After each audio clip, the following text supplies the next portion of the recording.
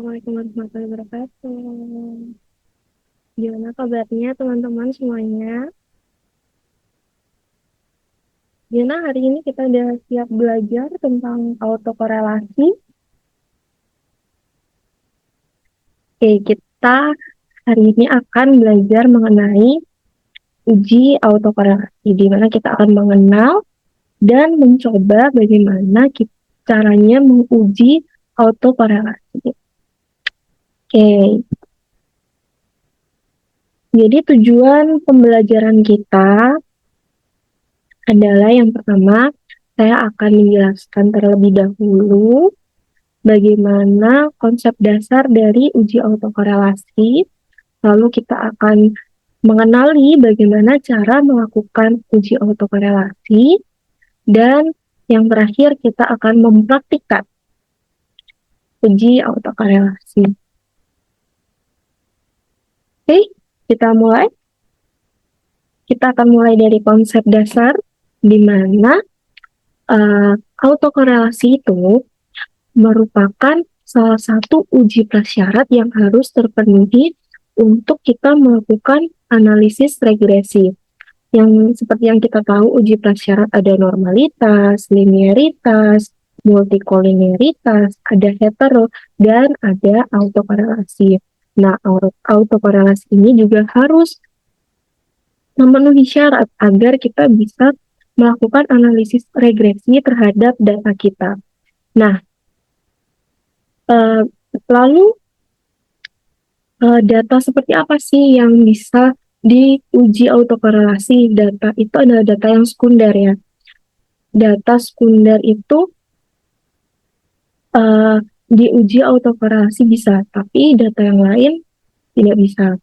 Nah, umumnya uji autokorelasi ini menggunakan Darwin-Watson. Ada yang namanya Rantes, tapi yang umum digunakan adalah Darwin-Watson.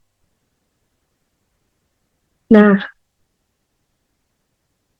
lalu apa sih syaratnya lolos uji autokorelasi sehingga data kita bisa digunakan untuk analisis regresi? Jadi, syaratnya adalah nilai DO itu kurang dari nilai Darwin-Watson dan kurang dari 4 min nilai DO. Nanti ini akan saya jelaskan lebih lanjut di saat kita mempraktikkan. Oke, sebelum kita mempraktikkan, untuk konsep dasar, apakah teman-teman ada yang masih bingung, ada yang mau ditanyakan? Misalnya saya menjelaskan terlalu cepat, mungkin teman-teman bisa menuliskan di kolom chat atau bisa mengacungkan tangan. Untuk yang mau bertanya juga boleh. Oke, kita mulai gimana cara melakukannya. Ini sudah saya tulis cara-caranya, namun sekarang kita akan mencoba langsung mempraktikkan di SPSS-nya. Oke, saya stop share dulu.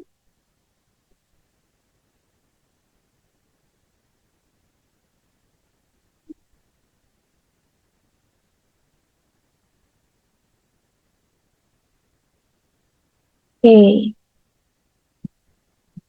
nih ya. Nah, kita udah punya data nih. Kita punya 4X, yakni punya 4 variabel independen, dan 1 Y. Setelah kita menginputkan data kita di SPSS, kita bisa langsung klik Analyze, kita klik Regression, Linear. Nah, di bagian sini, sebentar saya dulu. Di bagian sini, kita masukkan variabel Y ke kolom independen. Kemudian variabel X1 hingga X4 kita masukkan ke kolom independen. Lalu selanjutnya, kita hiraukan kolom-kolom ini, tapi kita akan klik kolom yang statistik. Nah, kita klik statistik, kita centang yang Darwin-Watson. Jadi, diingat, yang kecentang adalah estimate, model fit, dan Darwin-Watson. Klik continue, kita oke. Nah, kita akan ketemu output SPSS seperti ini. Nah, kalau kita harus fokus kemana? Kita hanya fokus kepada tabel model summary. Oke, saya akan pindah tabel ini ke meja belajar kita yang tadi.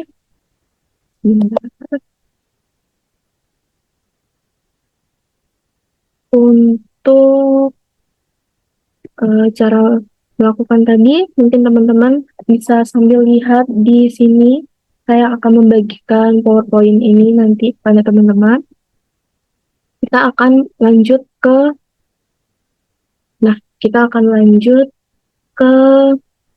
bagaimana kita melihat hasil uji autokorelasi yang sudah kita lakukan di SPSS tadi.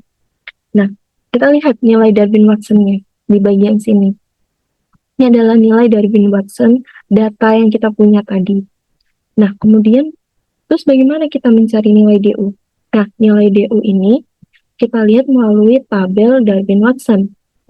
Nah, di mana kita harus tahu tuh jumlah variabel independen kita ada berapa dan jumlah partisipan kita ada berapa. Nah, untuk data yang tadi, jumlah partisipannya adalah 101 dan terdapat 4X yang artinya K-nya adalah 4. Nah, kita lihat di bagian sini. K-nya 4. Lalu ini adalah kolom untuk melihat jumlah partisipan, Kita lihat di bagian 101 kan berarti. 101. Kemudian kita lihat di bagian K4 di kolom DU. Nah, ini adalah nilai DU kita yang akan kita masukkan ke dalam rumus yang awal tadi. Nah, ini adalah cara menginterpretasikannya. Jadi kita sudah tahu jumlah partisipannya ada berapa, K4-nya ada berapa, dan kita sudah mendapatkan nilai DW, nilai Darwin-Watson, dan nilai DO. Nah, kita masukkan ke dalam rumus yang ini tadi. Kita masukkan nilai DU-nya, kita masukkan nilai Darwin-Watson-nya, ini nilai DU dimasukkan juga, kemudian di sini kita kurang 4 min 1,7589 dan ini adalah hasilnya di mana 1,7589 kurang dari 2,100 dan kurang dari 2,2411 dan artinya adalah tidak terjadi gejala autokorelasi pada data kita. Ya, jadi data yang kita punya jika datanya sudah lolos normalitas, linearitas, multiko, hetero. Nah, lolos autokorelasi berarti data kita bisa digunakan untuk analisis regresi. Oke, sampai sini ada yang mau ditanyakan dulu untuk teman-teman? Oke. Kalau sudah tidak ada yang ditanyakan, kita akan mempraktikkan, teman-teman yang akan mempraktikkan sesuai dengan instruksi yang seperti tadi. Teman-teman akan mencoba mempraktikkan uji autokorelasi, bisa di share screen nanti satu persatu, kita sambil belajar bersama-sama. Kita lihat hasilnya, teman-teman bisa menggunakan data skripsi yang teman-teman punya. Dan oke, boleh dimulai praktiknya. Oke, setelah praktik ini saya lihat teman-teman sudah bisa melakukan uji autokorelasi dan menginterpretasikannya.